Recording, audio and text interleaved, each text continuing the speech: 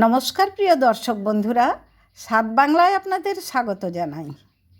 বন্ধুরা, চিংড়ি মাছের সিজনে মালাইকারি, বাটি চচ্চড়ি তো আমরা বানিয়েই থাকি। আজ বরং চিংড়ি মাছের একটি ভিন্ন স্বাদের রেসিপি আপনাদের সঙ্গে শেয়ার করি। এটি এতটাই সুস্বাদু হয় খেতে যে একবার খেলেই বারবার বানিয়ে খেতে মন চাইবে। তো আসুন আজ বানাই দই চিংড়ি। আমার চ্যানেল এখনও সাবস্ক্রাইব করা না থাকলে সাবস্ক্রাইব করার অনুরোধ রইল, আর পাশের বেল আইকনটি প্রেস করে দেবেন যাতে আমার চ্যানেলের নতুন নতুন রেসিপি সর্বপ্রথম আপনার কাছে পৌঁছে যেতে পারে।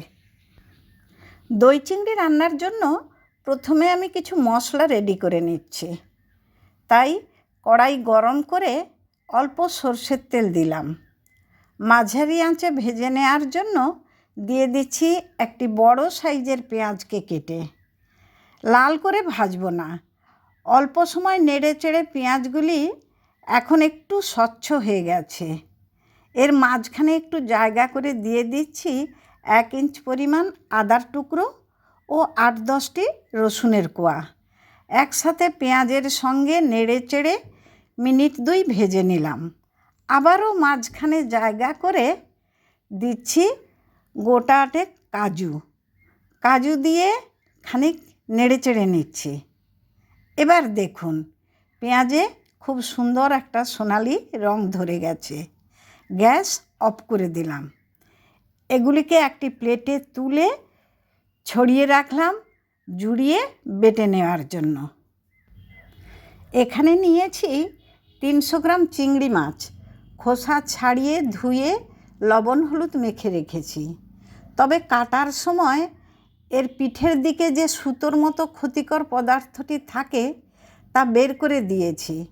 চিংড়ি মাছ কাটার এই পদ্ধতি আমার চ্যানেলে আগেই শেয়ার করেছি।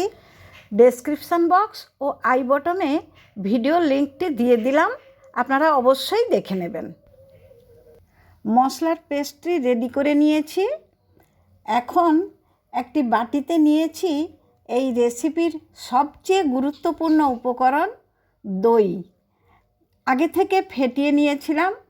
প্রায় 1.5 কাপ মতো দই এখানে নিয়েছি। দেখবেন খেয়াল করে দইটা যেন ফ্রেশ হয়।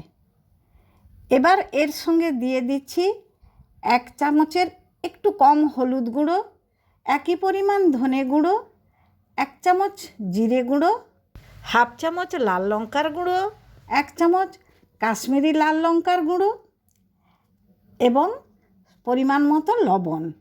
সব শেষে ছোট্ট চামচের 1 চামচ সুগার ফ্রি পাউডার দিয়ে দিলাম।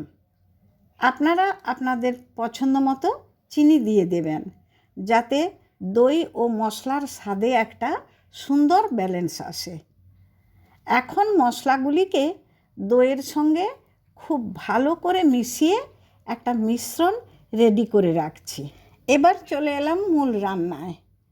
সেই কড়াই গরম করে দিয়ে দিচ্ছি কিছুটা সরষের তেল। তেল গরম হয়ে গেছে, ছেড়ে দিলাম চিংড়ি মাছ। আমরা সবাই জানি চিংড়ি মাছ বেশি ভাজলে শক্ত হয়ে যায়, তাই মিনিট 2-3 নাড়াচাড়া করে এগুলি তুলে রাখছি। ওই কড়াইতেই ফোড়ন দিয়ে দিচ্ছি একটি বড় দারচিনি স্টিক, 4টি ছোট এলাচ মুখ ফাটিয়ে, আর 2টি তেজপাতা। কয়েক সেকেন্ড নাড়াচাড়া করে নিচ্ছি। এবার ফোড়নের মিষ্টি গন্ধ বের হয়েছে। দিয়ে দিচ্ছি বেটে রাখা সেই মশলার পেস্ট। যদিও এটি ভাজা মশলার পেস্ট, তাই কাঁচা গন্ধ নেই। তবুও খুব ভালো করে ততক্ষণ কষাতে হবে যতক্ষণ না তেল ছেড়ে যায়, কারণ মশলা যত ভালো কষানো হবে তরকারির স্বাদ তত ভালো হবে। তাই মাঝারি আঁচে একটু সময় নিয়ে মশলা কষিয়ে নিচ্ছি। দেখুন তেল ক্রমশ রিলিজ হয়ে যাচ্ছে। আঁচ একেবারে সিমে করে দিয়ে এবার দিয়ে দিচ্ছি দই মশলার সেই মিশ্রণটি। সিমে রেখেই অনবরত নেড়ে যাচ্ছি। না হলে দই ফেটে যেতে পারে। আবারও বেশ কিছুটা সময় নিয়ে কষাতে কষাতে এবার একটু ঢেকে দিলাম, যাতে আরও বেশি সুন্দর হয়ে তেল রিলিজ হয়ে যায়। 2-3 মিনিট পর ঢাকা খুলে দিলাম। দেখুন মশলা কত সুন্দর কষানো হয়ে ডিপ রং হয়ে গেছে।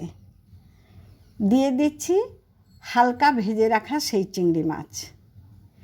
চিংড়ি মাছকে নেড়ে চেড়ে মাঝারি আঁচে মশলার সঙ্গে ভালো করে মিশিয়ে নিচ্ছি, যাতে দই মশলার সমস্ত স্বাদ গন্ধ চিংড়ির মধ্যে চলে আসে।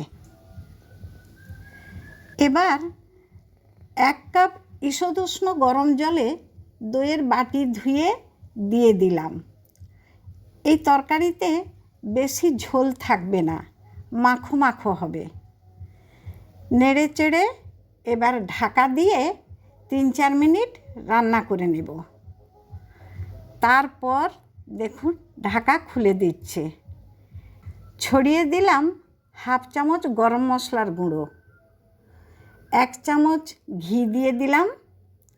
সব শেষে দিলাম 4টি কাঁচা লঙ্কা, একটা সুন্দর ফ্রেশ ফ্লেভারের জন্য। পুরোটাকে সুন্দর করে একবার নেড়ে মিশিয়ে নিচ্ছি। এবার ঢেকে জাস্ট 1 মিনিট রান্না করেই গ্যাস অফ করে দেব, আর ঢাকা অবস্থায় স্ট্যান্ডিং টাইমে রাখবো 5 মিনিট।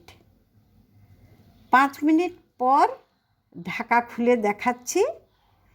দেখেই বুঝতে পারছেন রান্নাটি কতটা সুন্দর হয়েছে। আমি তো খুব সুন্দর ফ্লেভার পাচ্ছি। আপনারা এভাবে রান্না করলেই বুঝতে পারবেন। আশা করি আমার আজকের এই চিংড়ির ভিন্ন স্বাদের রেসিপি দই চিংড়ি আপনাদের খুব ভালো লেগেছে।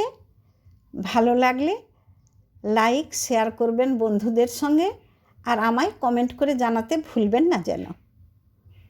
এতক্ষণ ভিডিওটি দেখার জন্য অসংখ্য ধন্যবাদ।